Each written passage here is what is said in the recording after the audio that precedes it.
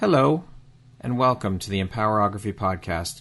This is a platform created for women's voices to be heard and a place to share their stories, journeys, and successes with the world for the purpose of helping other women who might be on similar journeys.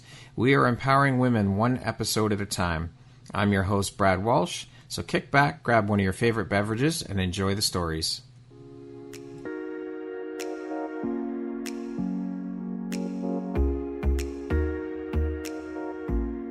The world needs to hear your message and your story, so don't deny the world of that gift within you that the universe has given you. Someone out there needs to hear your story because it will support them in feeling hope, inspired, and even transformed. Do you want to discover how I help get my clients out of their own way, show up, and confidently share their message? I would love to extend an invitation to you to join me in my free masterclass, Start Your Own Podcast from Idea to Implementation, on Wednesday, April 5th at 1 p.m. Eastern.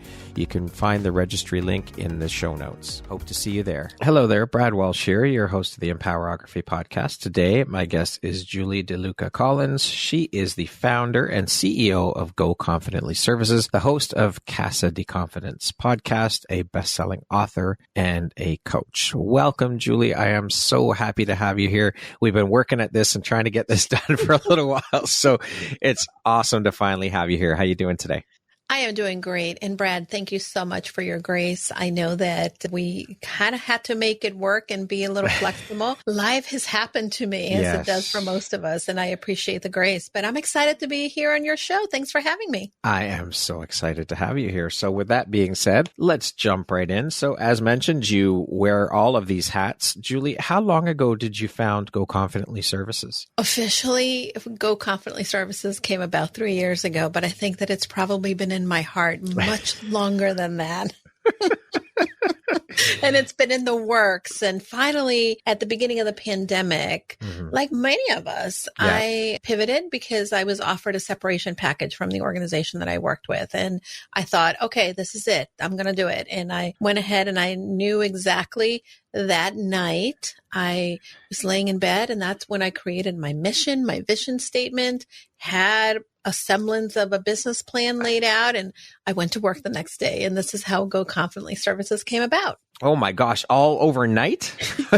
You created I'm telling you, it's been in my heart for a long time. It just needed that little shove to come out and to say, okay, it's time. Let's do it. That's amazing. I love it. So, Julie, being a serial entrepreneur or multi-passionate, I would love to know, what does your morning routine look like? Okay, I'm going to be 100% honest with the morning routine. I have a really good morning routine. Okay. And typically that morning routine is the one that makes me very productive. And I love the quality and the solitude of my mornings. For many years, I told myself I was not a morning person. And the alarm would go off and I would be one of those people that would snooze. And then I read Mel Robbins' 5, 4, 3, 2, 1. I think I did it one day and then it didn't work for me after that. I'm like, screw that. Who's counting down now? But then I realized that the morning routine really needed to start for me the evening before. And when I started to shift a little bit of what my evening before was like, and that's really when my morning routine starts. In the wintertime, Brad, I make my little cup of tea. In the summer months and when it's warm, I don't typically make a cup of tea, but I may. But I do have something that reminds me like, okay, it's time to start to quiet your mind. It's time to start. And I have a little reminder on my phone that goes off and says, hey, get ready for bed. And it shuts down my phone. Oh, so okay. That's a really good thing. I don't get notifications after 9:30. I really work hard at not being that person that is reading or reading on the internet or reading online or being on TikTok, which is, by the way, addictive. So sometimes I'm not very good at that. And I do try to read. And I have a journal that I keep. Is the Stoic journal. I've been journaling my whole life. It's on my phone though. So I do recap. It'll ask me 3, 4 questions and I'll recap my day. In the morning, the journal also asks me, hey, what is your focus for today? What do you want to do? In the morning, I try to get up. My husband goes to work at the crack of dawn, but I try to get up And on summer months, when it's very light in New England, I don't struggle with seasonal affective disorder. So that's why I say my morning routine tends to be better on these months. So I get up, I make my cup of coffee, I let the dogs out, and then I come and I have a little Zen den where it's east facing. So the sun is coming up. It's a very sunny, fun room. And that's where I do my journaling. I meditate for a little bit, and I may read for a little bit, or, something that is really connecting me, to my goals. But again, if you're asking me this question in December, when it's very dark here, it's hard for me. And I'll try to get up, I'll try to get myself, but I do work at incorporating some of these, either the journaling or the meditating, to really ground me, because without that, I really feel like I'm not showing up as I should. What drives, motivates, and inspires you to keep going and excelling at all that you do, Julie? It's very interesting you're asking that today. Oh, okay. I love this. I'm intrigued. Well, I've been reading a lot of different things on happiness lately. Mm-hmm. And one of the things that I really was thinking about, and really within my journaling, I've been motivated a lot extrinsically for many years. Oh, I need to get that promotion. Oh, I need to get to the next level, and really looking for that success factor. And I did it for so many years that it was so automated. But I think that what I found was that once I reached the goal, oh, okay, great. Awesome. Let's go to the next one. And what I find is that in the last few years, I'm more motivated intrinsically, more motivated with that deep mission of legacy, deep mission of living in a purposeful way, deep mission of doing the things that I do in my business. Yes, I'd like to make a good living. Yes, I'd like to be able to travel. Yes, I'd like to do a lot of different things, but mostly I'm motivated because I was told that to those much given, much is expected when I was little. And I believe that I've been so fortunate to be able to learn so much from individuals, and my life has really changed, that I want to be able to create that ripple effect on the lives of others. That is one of the things that really motivates me now. I see the women that I was maybe 10 years ago, and I know that it's not an easy spot. Sometimes we're really unkind to ourselves, and we're trying to chase that shiny new thing without getting the satisfaction. So I'm motivated to be able to help them really build the life that they dream and be proud of themselves and happy and know that this is where they're meant to be. It really is an incredible feeling to be able to give back and impact another person's life in a positive way and show them what's capable, what's possible for them, or what they're capable of. It's a beautiful thing. Yeah, absolutely. And again, incredibly fortunate to be in this space, but I really have seen that lately. That extrinsic motivation tends to be more because we're not feeling enough in our own skin. And we want to achieve. And a lot of that extrinsic brings us what we feel others want from us or expect of us, where the intrinsic motivation that now motivates me is a little more lasting. And I love being in the spot. And by the way, not perfect in any ways or means, but certainly part of the process. Life is messy, and it's okay to feel into that and for things to be messy. You can't be perfect. It's not possible. There is no such thing as perfection. So enjoy the process, enjoy the ride, and enjoy the mess. Absolutely. And by the way, we run away from mess. Yeah. Because we don't want people to think we're messy. We don't want people to think we don't have it together. We don't got it together. We don't got it together. See? Messy. Yes, exactly. And the mess is okay. Embrace your mess. Embrace your mess. I love that. Yeah, absolutely. So you alluded briefly to your life before entrepreneurship. Can you share with us what you were doing for a living before you made the jump into entrepreneurship? Sure. So I went to school for education, and I began my career as a preschool teacher, pre-K teacher. And I loved it, but I knew that there was something more for me. Again, that extrinsic motivation. One, probably make enough money to pay my rent. Because sadly, teachers don't get paid what they're worth. So I was recruited by an educational company because one, I had retail experience and I also had the teaching experience, and they put me in charge. I don't know how this happened, but they put me in charge of one of their learning centers. And I loved it. I love the ability to be able to make an impact in the lives of students that needed it, that needed that extra support and tutoring. Also help families. I also worked with supervising and training and coaching teachers in the learning center, and I was really good at it. The one thing that I found is that this company, it is a franchise company. They had over 400 stores nationwide. I was lucky enough to be working in one of the company-owned centers. Okay. So there was a lot of competition, and the first year I was with a company, we went to Atlantic City for the national conference, and they gave awards out to the best performing centers. Sadly, my center, as I had taken over, was the bottom of the barrel. So I asked one of the co-founders of the company, I said, how do I get on that stage next year? And she told me, she said, create relationships. And that's exactly what I did. Not only was I on that stage that year, but I began climbing the corporate ladder. Soon I was out of the center, training and coaching other center owners. And then they took me I was supposed to be going into the training department to go nationally and be one of their trainers.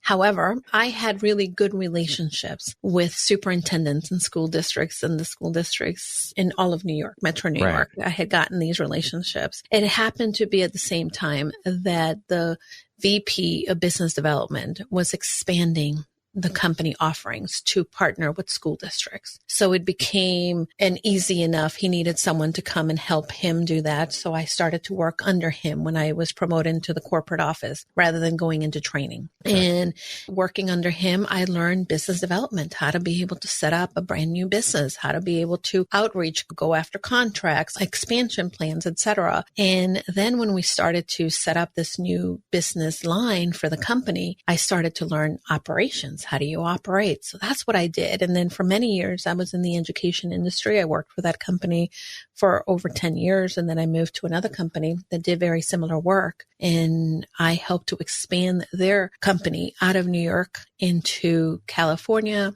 New Hampshire, Massachusetts, Connecticut, New Jersey, Florida. So we did a lot of extensive work. Texas was actually one of our largest contracts. And I did a lot of business development and really grew. And I grew with that company. I was a VP of training and operations.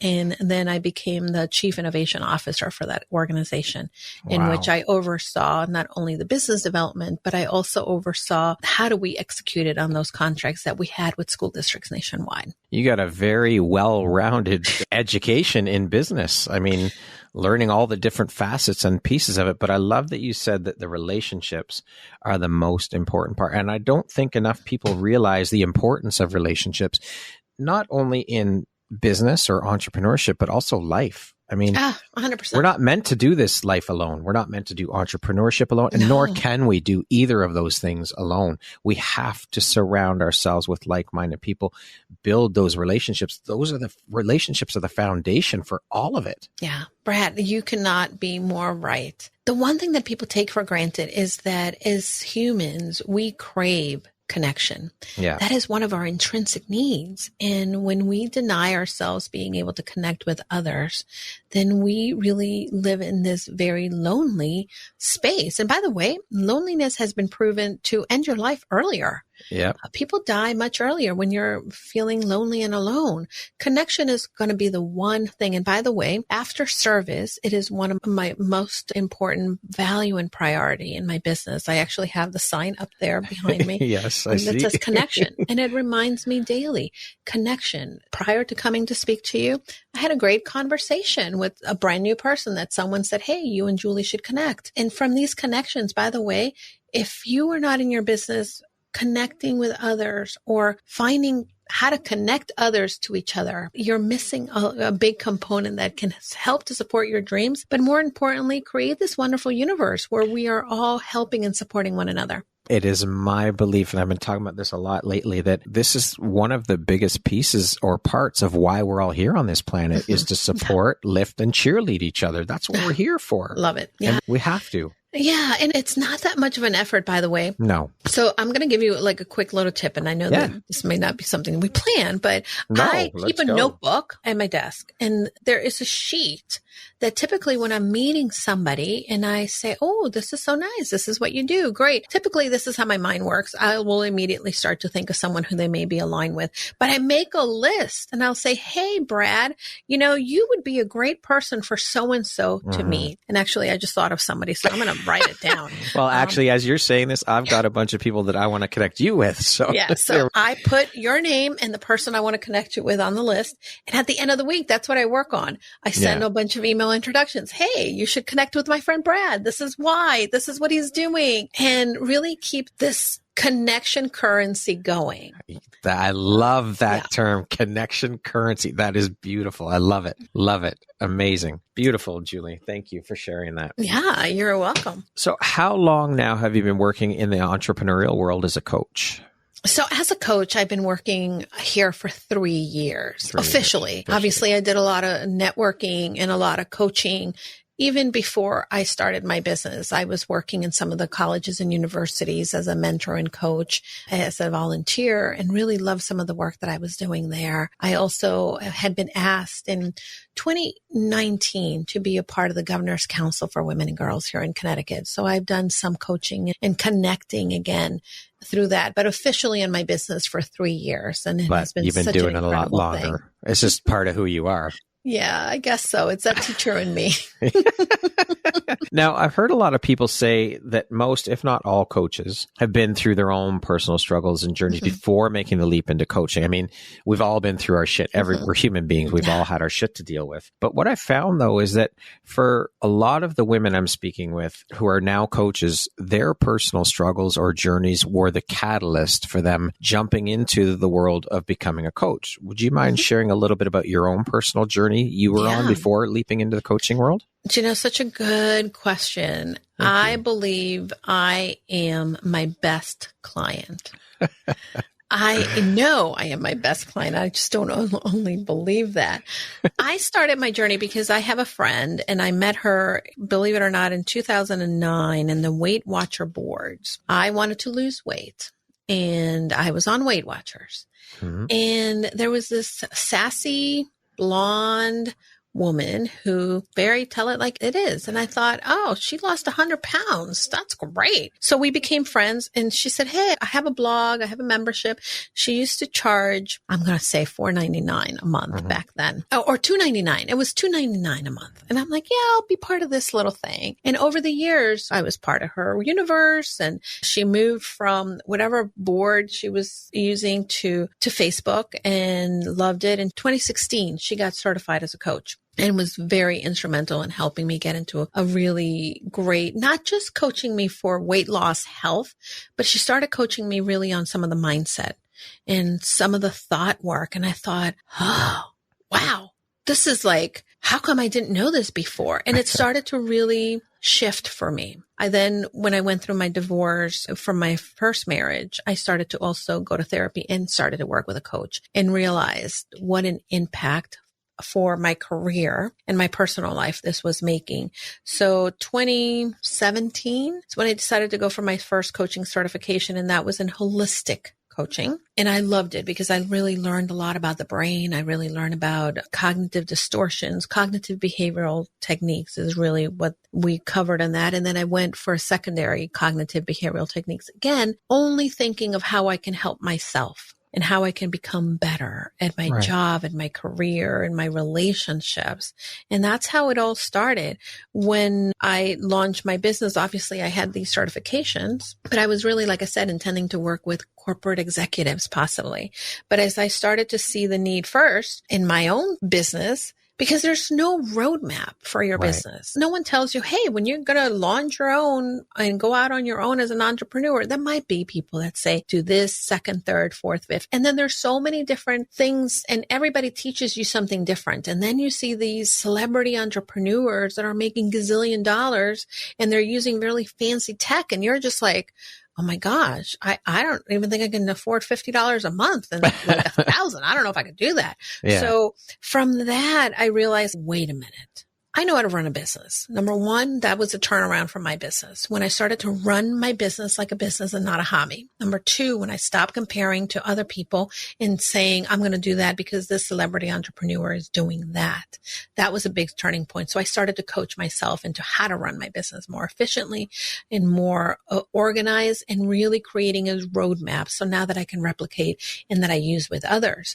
Now, again, the other entrepreneurs that I work with are the ones that maybe have been making money here and there, but not consistently, and they're not running their business like a business. So I'm teaching them to create a sustainable business that brings them the income, allows them to have the freedom for their lives, and then they're not feeling overwhelmed and oversaturated by all the content and information that is out there. I love that. And I love that you talked about the comparison piece, because as we know, comparison is the thief of joy. And as entrepreneurs, I know that's something that I got stuck in the first couple of years, and it's a hard nut to crack. It's hard to get out of that comparison mindset. But once you do, it is so freeing. It is unbelievable. It is incredibly freeing, but I will tell you that again, the way that our brain works, we are going to always, I was doing something on Saturday and I found myself comparing myself and going down the rabbit hole. Yeah. So it's something that you need to learn to be aware of,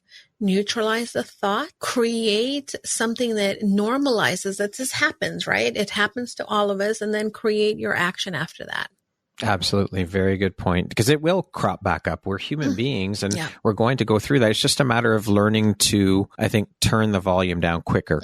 Yeah. Right. Absolutely. Which is key. 100%. Yeah. How have these experiences helped shape the Julie you are today, both personally and professionally, do you think? The experiences that I have are things that I wouldn't trade for anything, specifically because the difficulties, the pain, the self-doubt have allowed me to really dig a little deeper and have allowed me to question, is that true, what I'm saying to myself? Is that real?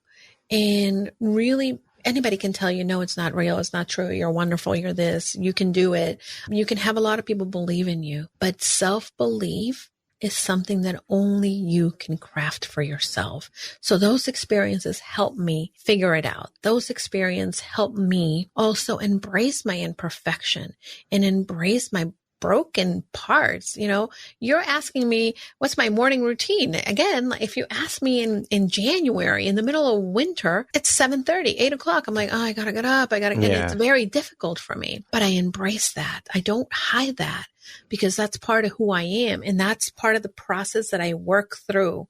So it allows me to be more empathetic for myself and others. That's important, having the self-empathy, but the self-awareness piece is so key. Thank you for sharing that, Julie. Yeah. What would you say then has been your biggest or most valuable takeaway or lesson through your experiences? I think my most valuable takeaway is that we have an opportunity to show up today. We cannot, and by the way, the past is there, but like my mentor and friend says, the past is your teacher. And I think that's been one of the most valuable things, but more so the past being your teacher, your future is the most important thing that you can craft today. Without, yes, think about where you want to be, but stop focusing on I'm not there yet, because the moment that you start to focus on the gap that is between where you are today and where you want to be tomorrow, then you're not going to make progress forward. So it is important to stay and celebrate where you are today and say, wow, I didn't know how to walk yesterday, and today I could stand. I'm not walking yet, but I'm standing. And those are the little wins. Those are the little things that continue to help us give momentum. Stop worrying about whether you're going to run that 1 minute mile, because it's not going to be helpful to you. I love this. You're dropping truth bombs everywhere, Julie. I love this. The celebration part is so important, though, because I find that as not only entrepreneurs, but as human beings, we get so caught up in this hustle culture bullshit and crossing things off the to-do list that it's just, okay, that check, on to the next thing. No, slow down, take the time to celebrate. Hey, I accomplished 3 things today off my list. Let's celebrate that. Let's revel in that. I did good today. And we need to do that. Absolutely. I learned the concept and I adopted this. I don't know if you're familiar with Gretchen Rubin. I've heard the Love name. her. And this is going back. It's one of her earlier podcasts, but she talks about the concept of the to-do list rather than the to-do list. And by the way, as soon as I heard that, I was hooked because how many of us create that to-do list? And at the end of the day, we maybe didn't get to any of it. And then that creates that wah, wah, look at me, I didn't do it. And the reality is that our brain changes. And by the way, one of my certifications that I've gotten in the last couple of years is Tiny Habits certification. And Dr. BJ Fogg, who is the author of the book Tiny Habits, he is the founder of the Behavior Lab at Stanford University. He teaches that we change, our brain changes when we feel good. When we feel good, Brad. So when we make a to-do list and our brain sees like, oh, look at everything I did. Yay. And we give ourselves credit. Your brain is going to want to replicate the goodness that you did and do it all over again or do more consistent action. Whereas if you look at your list and say, I didn't do anything. I'm terrible. I can't believe I suck. Whatever it is you want to tell yourself, then it's easier to spiral down. So I want to encourage listeners, make an evidence book. I have a note. It's called Evidence. And anytime that I accomplish something, anytime that I do something, I'm like, I did it. I'm going to write it down because sometimes you just need to remind yourself of the things that you can do, you have done to inspire you to keep going. And not only does that do good for us, but also when we take the time to slow down and celebrate, the people around us see that we're celebrating, which then creates the ripple effect, which also gives them permission or is the permission slip for them to celebrate their wins as well. Yeah, right? I love that. The permission slip. So good. Talk about another person dropping good things in here. Julie, what is it that sets you and the work you do as a coach apart from other coaches? Why would they choose to work with you or someone else? You know, there's a lot of coaches that want to motivate and inspire. There's a lot of coaches that do some really tremendous good work. I worked with many of them, either as a client or as a coach. But the one thing that sets me apart is that, yes, you're going to be motivated. Yes, you're going to be inspired. Yes, I'm going to hold you accountable. There's going to be a lot of that. But the one thing that I want people to walk away with when they work with me is that they are enough and they have the confidence to do their thing, whatever their thing may be. Maybe you're building tables. I have clients that have brick and mortar. I have a client that has a bakery. I have a client that has a gym. I have clients that are in the online space. I have clients that are big executives. Yes, I can teach you tools. I can teach you habits. I can show you what to use and give you that roadmap to build your business. But I want you to know that you are enough and that it's not Julie telling you, but it's the deep part of you having that intrinsic knowledge that you are it and you can do it and you have the confidence to do it. And that's what sets me apart from other coaches. Love it. Beautiful. What, in your opinion, is the most important quality or skill set in a coach? Being able to use their 2 ears. We have 2 ears and 1 mouth for a reason. Yeah. And by the way, I'd like to talk. So that's something that I remind myself because sometimes when we're talking, and yes, I can come up with really cool things to say in a conversation, but the most meaningful that I can do is to give someone the gift of me listening to what they have to say. Because maybe what they're going to say is something they needed to say. They've never been able to say it before, or they haven't even heard themselves say it. And this is their time. So as a coach, I encourage all of us to ask the right questions and pay attention to the answers. And by the way, when your coachee, when your client speaks and they're done, sometimes it's not about what to say next, but it's about holding the space for what has been said. Love that. Another truth bomb. There we go. Julie, you're dropping them all over the place. I'm going to have to come back to this episode, and it's probably going to create my Instagram content for a year. You're really good at asking good questions, Brad. Thank you very much. Well, you're very good at dropping truth bombs. So there you go. It's a two-way street here, Julie. Oh, well, I love it. I love it. I'd love to hear your thoughts on the coaching industry current status. Through conversations that I've had with multiple women who work in the industry as coaches, I'm finding that a lot of the women don't like to use the word coach. They'd rather use guide or mentor. And I think a lot of that comes from the bad rep that the coaching industry is currently getting, where you've got these coaches who are promising other people who want to be coaches, I can make you a six-figure coach in 3 months, but give me $10,000 and I'll make that happen for you. What are your thoughts on the current status of the coaching industry? So many thoughts. So this is not a unique thought. And this is something that did make me pause. I've read it probably in a Facebook group with many women entrepreneurs. I heard somewhere the coaching industry currently is what maybe 10 years ago the MLM industry was, the multi-level marketing. And, people say, oh, I'm a coach, and then people start running the other way, right? I'm hearing that. I have not experienced that. And maybe because in my own naiveness, I just go about my business doing me, which, by the way, it's something that I work at every day. Do you put your blinders on, stop focusing on the other lanes that people are in? But I do believe that, and this may be because of my education background and where I come from a highly regulated industry in some ways. And I think that right now the coaching industry is not regulated. Now, by the way, I've had coaches that never went for official coaching training and have been freaking phenomenal. But at the same time, I think that we have to start to really define what is a coach, what is a mentor, what is a consultant.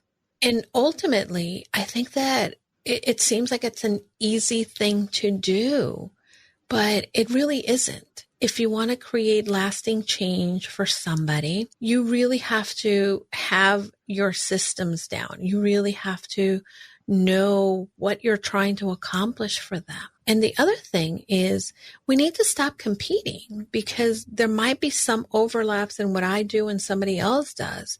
But ultimately, I'm going to be the right choice for the person that needs someone like me, someone with my business experience, with my expertise in communication.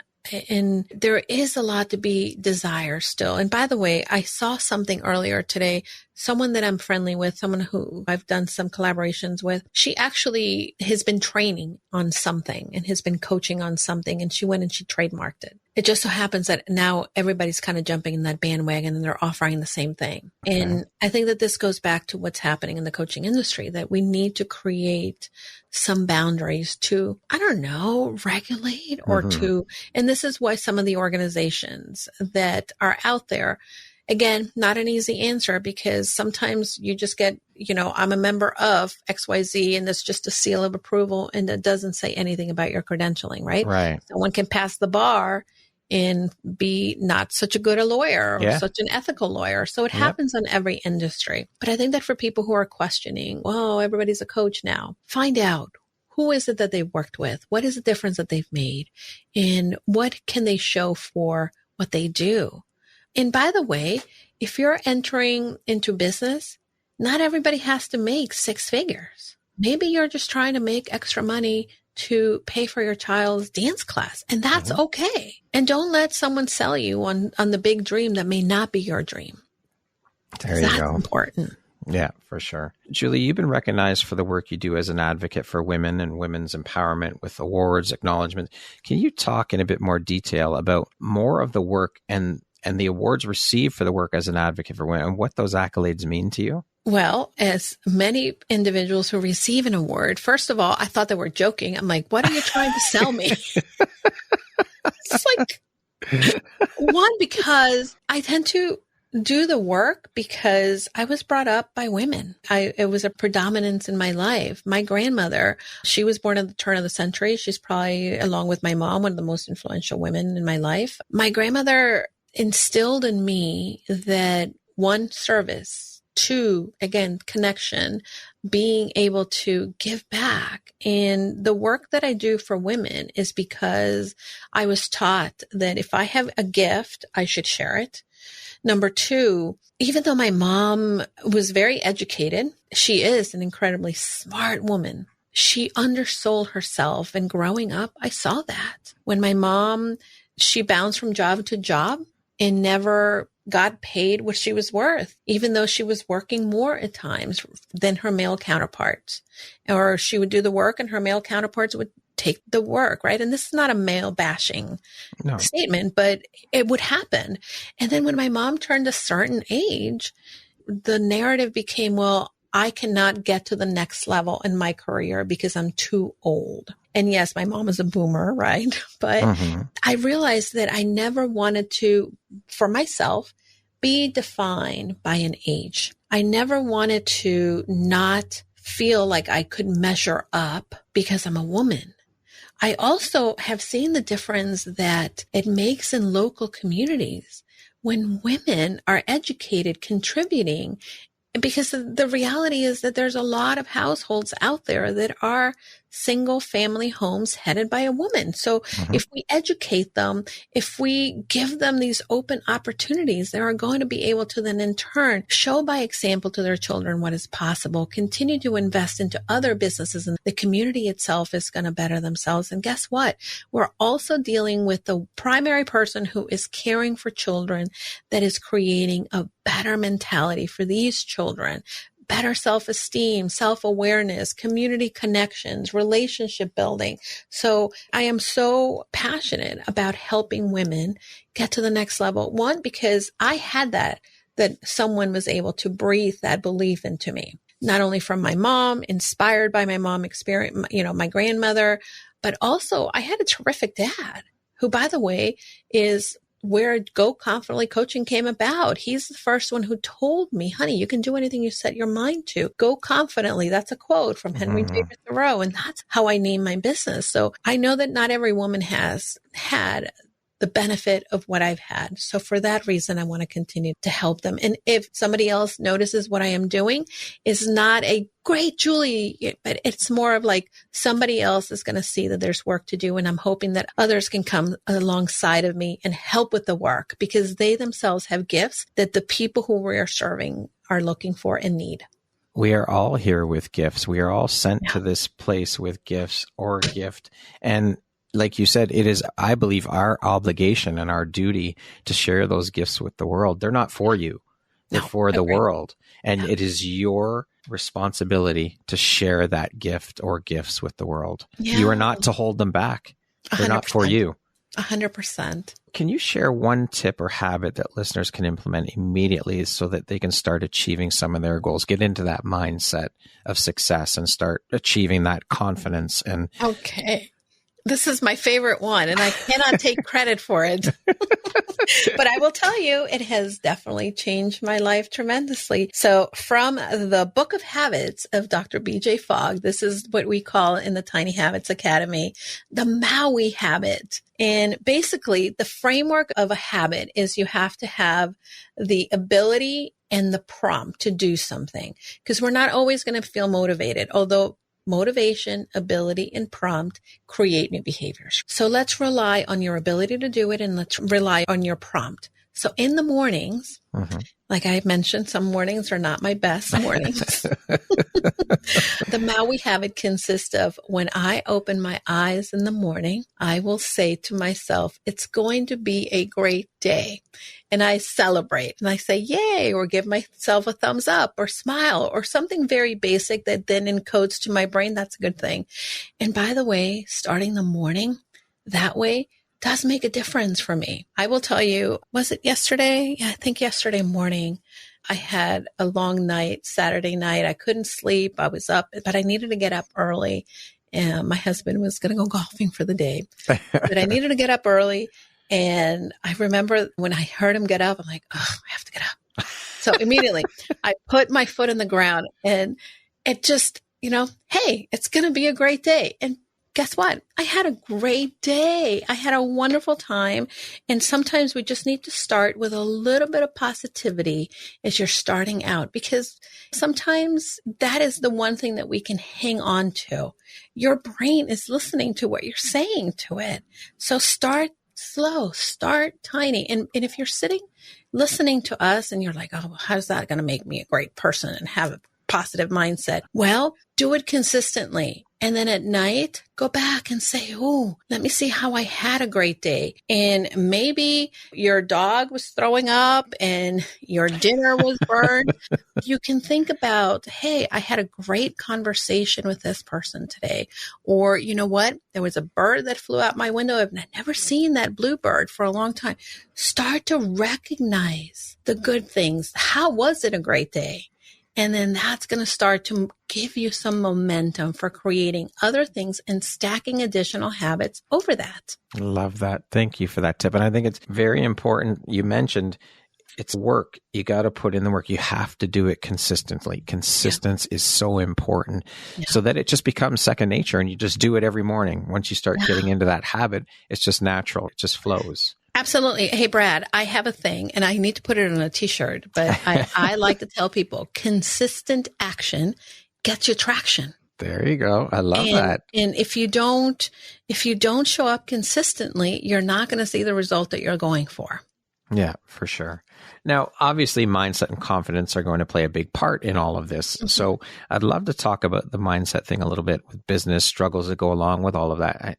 So often we see and hear from experts as yourself who have overcome adversity and transformed through the pain to discover their purpose, which of course is incredible and powerful. But I'd love to hear from you with all that you've been through and your struggles and your journeys and coming out the other side. And so what are some of the struggles that you now face today? And I know we've briefly touched on this already around mindset and imposter syndrome. Just because you've come out the other side does not mean that you're not going to struggle with these things from time to time, as we've mentioned. So can you share a little bit about that now and how you deal with those struggles when they pop up now as opposed to before? Yeah. One of the first things that definitely comes to mind is that imposter syndrome, again, is not something that we overcome. Imposter syndrome is something that we become more aware of and learn to manage. The other thing that I will say that in our business, when we start to climb to new levels, you will find different devils. And you need to, one, start to recognize what those things are. I will tell you, my husband and I work together. He never had any idea or any intent of becoming an entrepreneur. And he is an entrepreneur. He is co-owner of the business. He does a big part in helping us with the production services that we have for podcasting. The one thing that has come is that I have to learn to play nice for the person I'm married to. Play nice. And by the way, because he is married to me, he also knows me the best. And there's times in which we have to have courageous conversations. And I have to learn to listen again, because by the way, I can listen to my clients. I'm a good listener to my clients, but to my husband, sometimes when he's pointing out something that I don't like, and then I have to kind of internalize and make sure that I'm not, he was saying that so I can grow from it, not to bring me down, right? But also not for me to beat myself up. So it's a multiple thing that I have to work on. Like, okay, Julie, he told you you're saying a lot and that he's going to have to spend more time editing you when you're humming a lot, right? So then I have to make sure, well, it's a growth opportunity. It's not a beat down. And how can I improve? Yeah. How can I improve as opposed to, and that's, I'm giving you a very small example, but I think that happens a lot in this new space, right? We have the business that's up and running. It's going well. We're moving ahead. We've had some setbacks as any business, but also being able to plan and forecast what you're going to do and anticipate that. So making sure that, you know, my dad used to say, perfect previous planning prevents problems. And that's the one thing that we adopt a lot, because if I know we're going away this week, right? So I had to previously plan so that the week would continue to go in the way that it needs to for the business. So that's the one thing that I continue to work on. And when failures come and things don't work, it's how fast you can get up. And keep going, as opposed to sitting in the pity party. And by the way, I used to sit in pity parties for a long time. I used to sit, my friend calls it the dirty diaper. I used to sit in that dirty diaper a long time. Now I'm like, okay, I got to get out of here. Okay, let's do it and keep going. as mentioned, and we've said it at the beginning, you're a podcast host. Can you share a little bit about your podcast, the title, what it's about? Is it interview style, solo, a mix of both? And what inspired the starting of a podcast for you? So the name of the podcast is Casa DeConfidence, and it's kind of like our little child. The way that the podcast came about is on March 21st is when I was offered my little separation package from my business.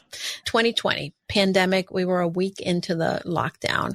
And of course, as we talked about, I started my business right away. I really thought at that time that we were going to be in this lockdown thing, maybe a couple weeks. Yeah.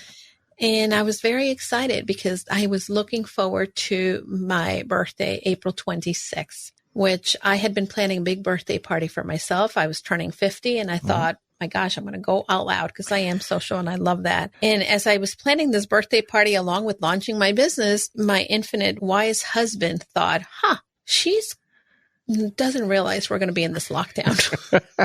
And she's not going to be able to have this party. So one day Amazon came to visit and had podcasting equipment. And I'm like, what is this? And he said, well, you're starting a podcast. And I thought, I am? He's like, you've always talked about doing a podcast. You wanted to do a podcast. I think this is the perfect time. And the first thing that I thought is, I don't even know what I'm going to do. I don't know what I'm going to talk about. And he's like, well, why don't you talk about something you're passionate about? I'm like, well, I could talk about confidence. And really the thought that came about is I wanted to share the stories of incredible women. For instance, I'm looking, nobody can see it on camera, but across from me is a picture of my friend Chelsea, who was my first guest. My friend Chelsea is a young mom. She's in her 30s and she's adopted 5 kids after struggling with infertility and having many challenges. She started to get sick, but they weren't really sure what was going on with Chelsea. And she was misdiagnosed with MS. And finally, they got the right diagnosis, but she started to lose her eyesight. And as she started to lose her eyesight, she started to also paint.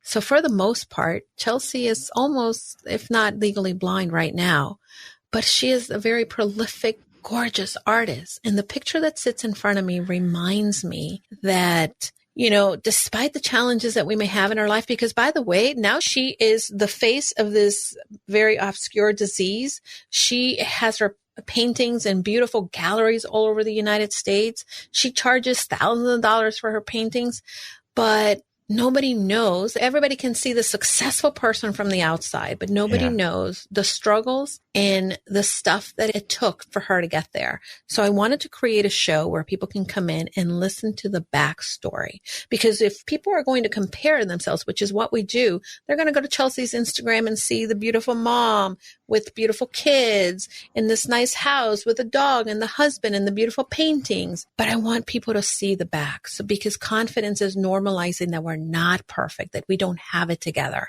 And I wanted to have this conversation in the safety of a home, which is our home. And my husband at that point, when he got the podcasting equipment, I said, well, if I am doing this, you're doing this with me, which he was going to have to do anyway, because he is the editor. If I had to be editing a podcast, I don't know what I would be doing. We'd still be trying to launch. So we launched on my 50th birthday of 2020. And awesome. Since then, we continue to bring conversations with incredible, I call them confident dreamers, people who've had a dream, who have gone confidently in the direction of their dreams, despite whether they felt confident or not. And we want to normalize how people get there. Now, soon after we launched the podcast, the other thing is I realized that there's a lot of really cool dudes out there like you, Brad. Thank you, Julie. So we needed to also bring the stories of some confident women and cool dudes who are going confidently. And again, Casa DeConfidence is the show. Love it. Yes, it was an absolute honor and pleasure being on your show, and amazing conversation there too. As with you, I mean, just it's always good conversation. So thank you. Thank you. Now, you're also a best-selling author. Can you share with us a little bit about the book you wrote, what it's all about, what inspired you to write the book? Yeah. So the book, I always said I was going to write a book in high school. And since then, I've kept a journal. I originally had no intention of writing a book at this point in my life. It was one of those, oh, someday. But it just so happened things kind of fell in place. I started to talk to someone about my journal that I kept when I was in Spain. And they said, hey, you should write a book. This is very good. They read it and they made an introduction to somebody to help get me published. And then I started to, not that person, but I worked with somebody else. And I said, well, I want to write this book. And I told them the title and they said, oh, that's so great, but that's not your first book. Like, what? So in working with the Epic publisher, the publisher that I worked with, they helped me really define what is it that I wanted to talk about. And we know that, again, the message of confident. And for me, the habits that I have come from the influence and the support from other incredible individuals who taught me what I know, who helped me become who I am. And I know, again, not everybody is going to have the ability to maybe meet my grandmother or meet my dear friend and founder of the company that I worked for who passed away. But these influential people made such a mark in my heart and life and helped me become who I am. I wanted to share the lessons that I got from them on how to be more confident and how to create the right habits to help you be more successful in your life. So that's what the book is about. And you can read it in order. You can read as, different stories, whichever one captures your attention. But really, I wanted to be able to share that story. So Confident You is the simple habits to live the life you have imagined through the stories of the individual stories and lessons of the individuals that have impacted me. Beautiful. Well, we'll put the link to the book in the show notes for when your episode's released so that people can pick that book up. Julie, what would you say is one of the most important things you've learned in your life? And what was your life like before learning it? And what was your life like after you learned it? One of the biggest lessons that I learned that has probably been the best lesson is failure is an option and failure is a teacher. It is not a defeat. And I spend so much time trying not to fail or hide my failures from myself and from others that I never learned the lessons that made me better. And I think that we live in a world in which we want to show the nice house, we want to show the everything, but we really have to be okay that failure is that process, part of the process, part of the entry. You want to play the game, you got to fail along the way. And if you're not going to, then you're not going to learn how to do it well. Love that. Failure is important. It's our teacher. Mm-hmm. Yeah. 100%. And we have to see it as that and not a bad thing. I think it's a positive thing. It's a good thing that you fail because that's how you're going to learn. I was told as a little girl, I had a nanny. And by the way, that nanny probably has cost me more money in therapy. She told me, you're the oldest. You have to set a good example for your sisters. You have to be really good and perfect. And I just kept thinking, to be perfect, I have to do this. And I can't show that there's cracks in my foundation or that there's this. And the more that we aspire to be that perfection and not acknowledge that we're failing somewhere, we're never going to learn enough to become who we're meant to be. Beautiful. So powerful. I love it. Julie, it's just, they keep coming. Holy shit. It's a good thing we're recording on a Monday. You got me fresh. I am grateful for that. No, I am grateful to you. This has been so fun. I love this interview. My gosh, very thoughtful questions. Well thought out. Thank you. Julie, what do you think your unique skill set or superpower is that's helped you become successful? My superpower is probably, for those of you who are familiar, on the DISC profile. And the DISC has 4 intersections: the dominant, the extrovert, influential person, the supportive, or the conscientious person. I am a D, which is very dominant. I am the one who will raise her hand first and say, okay, let's do it. I don't care how, but let's just get it done with and get the project moving. That's one of the things that has always helped me. I am the oldest. I am the firstborn. I call it assertive. Some people call it bossy. I don't know. So take charge kind of woman. Yep, I'm definitely that. But I love surrounding myself with people. I'm very, again, again, they call it influential in the disc is the I personality. I'm 99 and 99, which that helps me a lot. If you are familiar with the Enneagram, I'm a 7, which is the one that suffers from FOMO.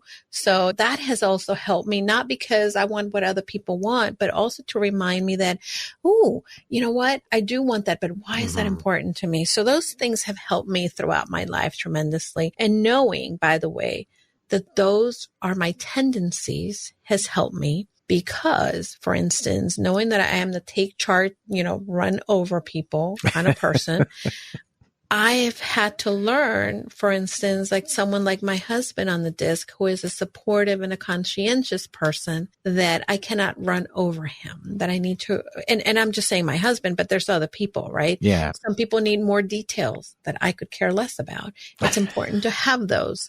Some people need to be able to cross the T's and dot the I's. Again, to me, let's just do it.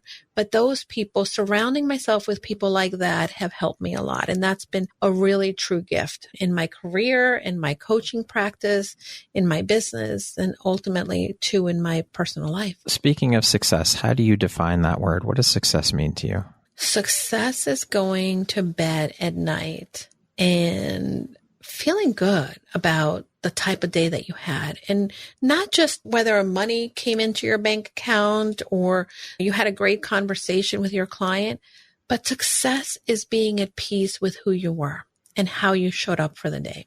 Success is knowing that you had an intention for your life for the day and that you made every effort to be that and go after that intention. So that to me is success. And by the way, it's always nice when the ripple effect from that comes and you do have the money in your bank account, you're able to travel or you're able to take time off and have the freedom that so many of us lack because we're not living intentionally.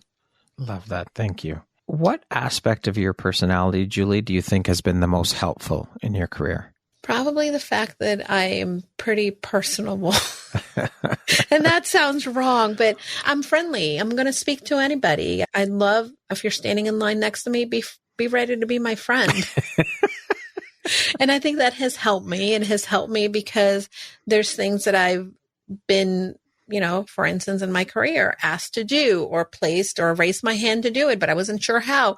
I found a friend. I found someone to help me. Yeah. And I think that's the key, that we don't have to do it alone. We have to find the right support system. And I'm always looking for someone who can come alongside of me and we can help each other as we go along. That support system is key for sure. We all need that, as we spoke about earlier. You can't do this alone, and nor are you meant to. Yeah, absolutely. Right? What does the word empowerment mean to you, Julie? Empowerment. That's a word that I hear a lot these days. I hear a lot, but I think empowerment to me, it's definitely evolved. I think for me now, it's about going inward, knowing who you are, knowing what you want, knowing what your values are, and living there in that space, not in somebody else's definition, not in somebody else's expectation. And power is being in your definition of what your life should be like, living in the space of what you know you want for your life, surrounding yourself with the people that matter and mean the world to you, and living there. And that's being empowered, not about the expectations of the outside world. Yes. So we're going to jump into a little rapid fire section here. So the next grouping of questions should be 2, 3, 4 word answer type thing. Okay. You got it. You got this. You're going to do good, Julie. All right. How would you describe yourself in one word? Courageous. What is your favorite self-care practice? Stop smelling the roses. Literally. If you could teach the world one thing, what would it be? Yoga. If you could be remembered for one thing, what would that be? Confidence. What's one thing you want but cannot buy with money? Traveling. I mean, the experiences that traveling brings you. Yes, for sure. Because you can go somewhere but not have the experiences.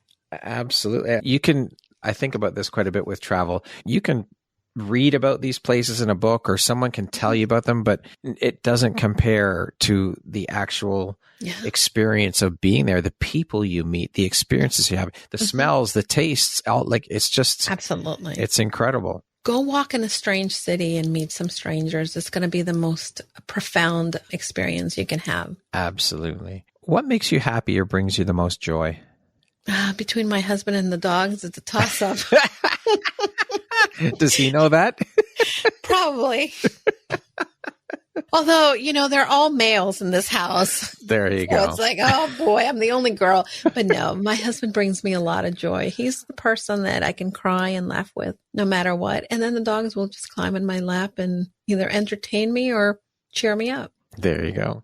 That concludes our rapid fire section. Now back to our regularly scheduled program. What is one lesson your career has taught you that you think everybody should learn at some point in their life? Public speaking is a must. Whether you're going to get on a stage of 1,000 people or you're just going to have the conversation with a stranger at a new city or in a networking event, it's important to be able to step outside of yourself. And I know a lot of people have fear of interacting with strangers, not talking, networking, or speaking in public, but that's one of the skills that I think that everybody should have. And it has taught me that, again, you create those connections with others. What is one of the worst pieces of advice you've ever gotten?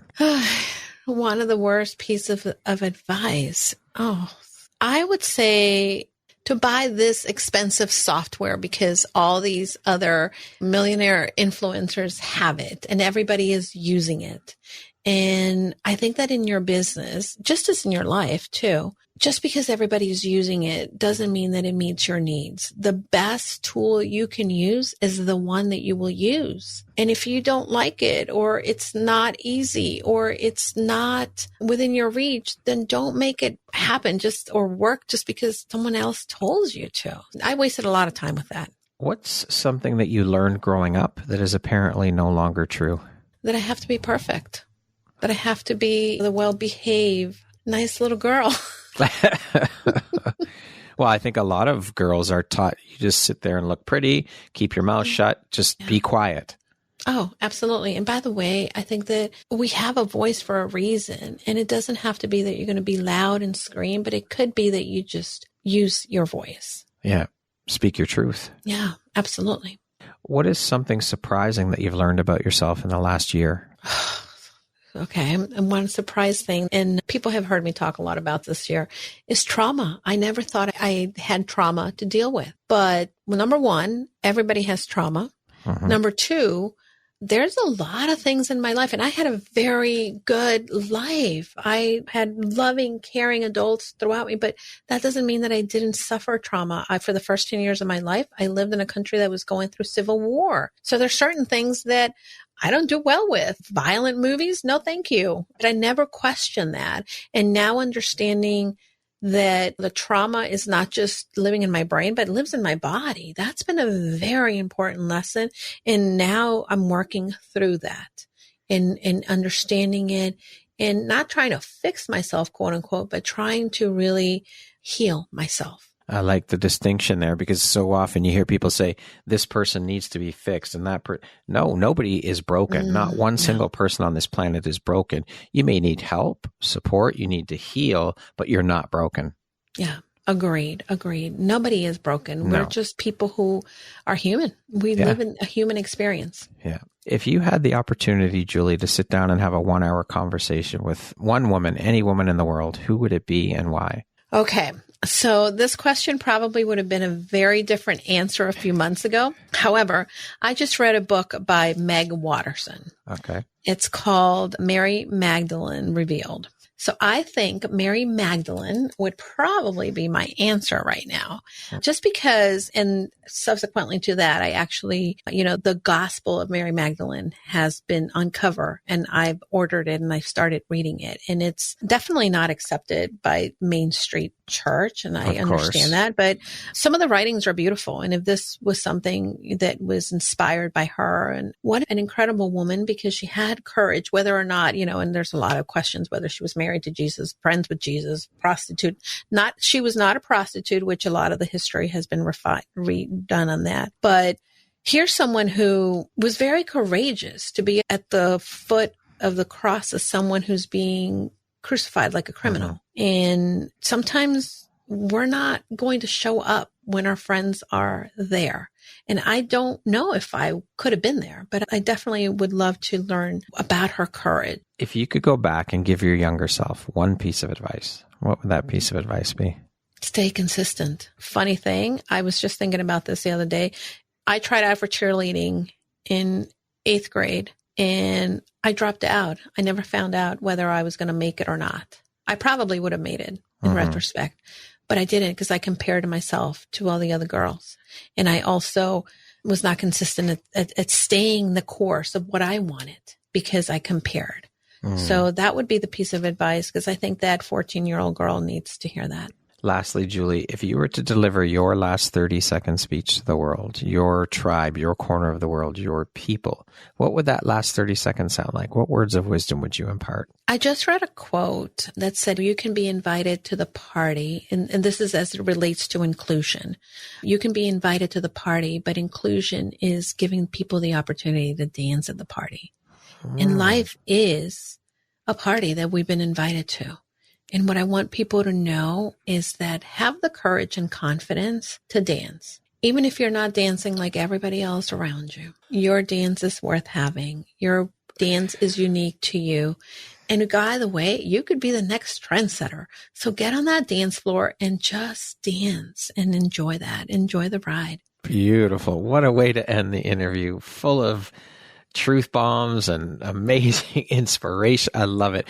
Julie, thank you so much for taking and making the time to be here with me today and for sharing your knowledge and your wisdom and your journey and the struggles that you've been through. I am so grateful and appreciative for you being here today. I've thoroughly enjoyed every minute of our conversation. Lots of laughs and, like I said, lots of truth bombs. It's been an absolute pleasure. Thank you so much for being here with me today. Brad, thank you so much for having me. I've had a really fun afternoon. I can't wait to do something fun again. And you're a great interviewer. I love your show. I love the work that you're doing. And I think that this is exactly what we need. We need a space where we share these types of conversations. So keep doing what you're doing. Thank you so much, Julie. That means the world to me. I appreciate you so very much. Oh, feeling is mutual. Once again, my name is Brad Walsh, host of your Empowerography Podcast. Today, my guest has been Julie DeLucca-Collins. She is the founder and CEO of Go Confidently Services, the host of the Casa DeConfidence Podcast, a best-selling author, and a coach. Julie, thank you so much. I hope you have a wonderful rest of the day. Thank you. You too. And don't forget, go confidently, Brad, which I know you're doing. Thanks, Julie.